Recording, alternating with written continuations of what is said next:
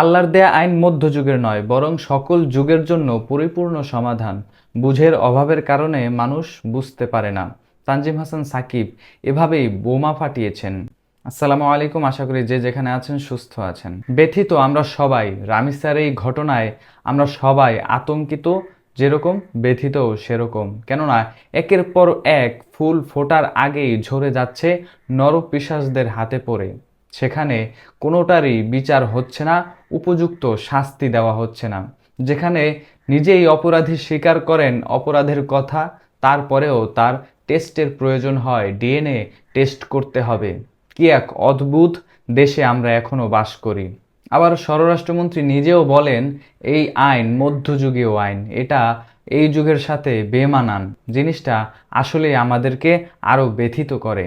মাননীয় প্রধানমন্ত্রীর কাছে একটাই আবেদন, তিনি যখন তার বাসায় গিয়েছেন, তার বাবার সাথে দেখা করেছেন, আর যাই করেন অ্যাটলিস্ট একটা যোগ্য সমাধান, একটা যোগ্য শাস্তি এই অপরাধীদেরকে দেওয়ার জন্য সুব্যবস্থা করা উচিত।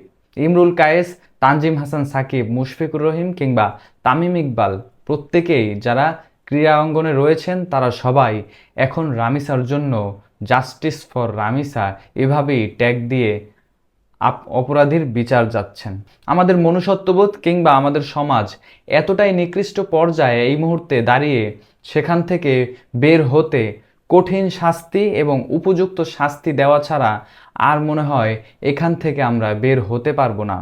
দেশের আইন ব্যবস্থা আরও উন্নতি দরকার এবং উপযুক্ত শাস্তি দরকার অপরাধীদের জন্য।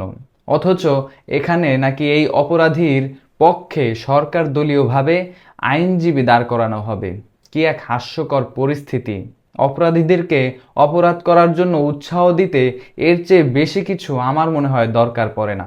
আজ রামিসা, কাল আরেকজন, কিংবা পরশু যারা এই আইন করছেন, এই আইনগুলো নিয়ে খেলাধুলা করছেন, পরশু তাদের সন্তানও তো এরকমের ভয়াবহ অপরাধের শিকার হতে পারেন। তাদের ব্যক্তিগতভাবেও এই জিনিসটা একটু চিন্তা করা দরকার।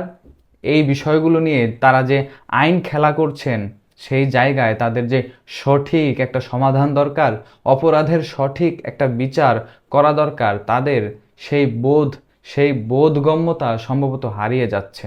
সরকারের প্রতি একটাই আবেদন, একটাই আহ্বান, মাননীয় প্রধানমন্ত্রীর প্রতি একটাই আহ্বান, এই ধরনের বিচার, এই ধরনের যে অপরাধ, এর যোগ্য বিচার, কঠিন শাস্তি নিশ্চিত করেন।